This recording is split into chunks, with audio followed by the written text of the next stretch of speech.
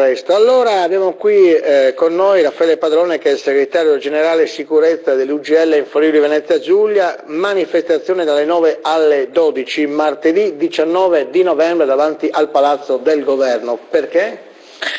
Ben ritrovati, ma le motivazioni sono tante, da elencare, le troverete nel nostro volantino che distribuiremo sicuramente in quella giornata del 19, martedì, come ha detto lei, dalle 9 alle 12 e poi a Roma invece dalle 15 alle 17:30.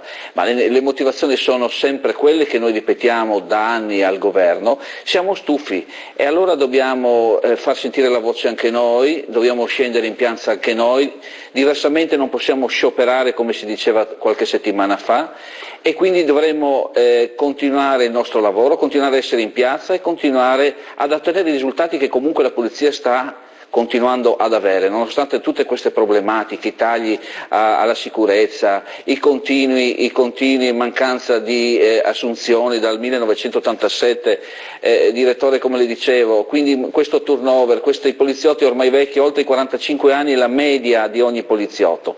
E però dobbiamo essere in piazza anche noi, dobbiamo anche noi manifestare in questa maniera per dare alla gente la notizia che la sicurezza è al collasso. Questa è la realtà, che la sicurezza è al collasso, la polizia ha ormai le mani legate anche nelle manifestazioni, l'avete notato, l'avete visto, l'abbiamo ripetuto, gli ordini sono quelli di lasciar fare, lasciar perdere, e quindi siamo stanchi di queste cose che noi ripetiamo sempre, ma molto probabilmente la gente è stanca perché ci vede, ci apprezza per quello che facciamo. Purtroppo non è sempre così, quindi saremo in piazza questa volta e ci ritorneremo se sarà dovere e occasione, perché la gente ha bisogno, la gente deve sapere, direttore, telespettatori, quello che noi facciamo e lo facciamo con le nostre forze.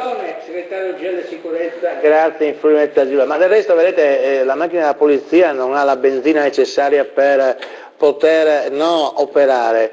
Il Papa arriva con un'utilitaria al Quirinale e ha dismesso tutti il parco di Mercedes, li ha dismesse, no? Poi troviamo un presidente della regione Errani, ma sono tutti uguali, un presidente della regione dell'Emilia Romagna che candidamente afferma che lui ha 2 auto. Allora ne ho chiesto il perché.